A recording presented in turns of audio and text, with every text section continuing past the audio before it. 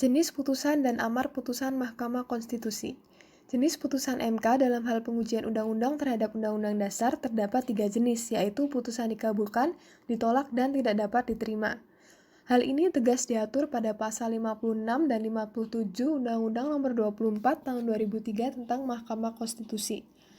Dalam hal MK berpendapat bahwa pemohon dan atau permohonannya tidak memenuhi syarat, bagaimana dimaksud dalam pasal 50 dan 51, maka amar putusan menyatakan permohonan tidak dapat diterima. Dalam hal MK berpendapat bahwa permohonan beralasan, amar putusan menyatakan permohonan dikabulkan. Dalam hal undang-undang dimaksud tidak bertentangan dengan Undang-Undang Dasar 1945, baik mengenai pembentukan maupun materinya sebagian atau keseluruhan, amar putusan menyatakan permohonan ditolak. Dalam praktiknya, ada 2 jenis putusan lain, yaitu putusan inkonstitusional bersyarat dan putusan konstitusional bersyarat.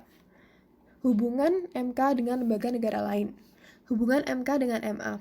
Kedua lembaga kehakiman tersebut dalam praktek ketatanegaraan harus saling berintegrasi dalam menegakkan supremasi hukum di negara ini. Hubungan MK dengan Presiden. MK bisa meminta Presiden sebagai salah satu lembaga pembentuk undang-undang untuk hadir pada sidang permohonan atau uji materi terhadap sebuah undang-undang. Dalam hal Presiden diduga oleh DPR telah melakukan pelanggaran hukum, pendapat atau dugaan itu harus diputuskan oleh MK sesuai dengan konstitusi yang ada. Hubungan MK dengan DPR.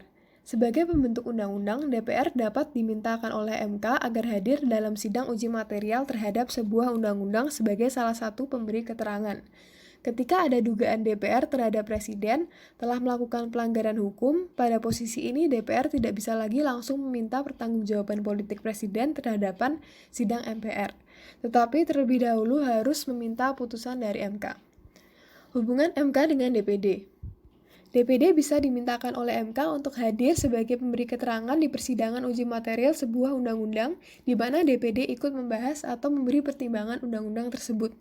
Hubungan MK dengan BPK. Sesuai kewajiban dan wewenangnya, BPK bisa memeriksa laporan keuangan MK sebagai lembaga negara. Hubungan MK dengan lembaga-lembaga ini juga dalam hal terjadinya sengketa antar lembaga negara.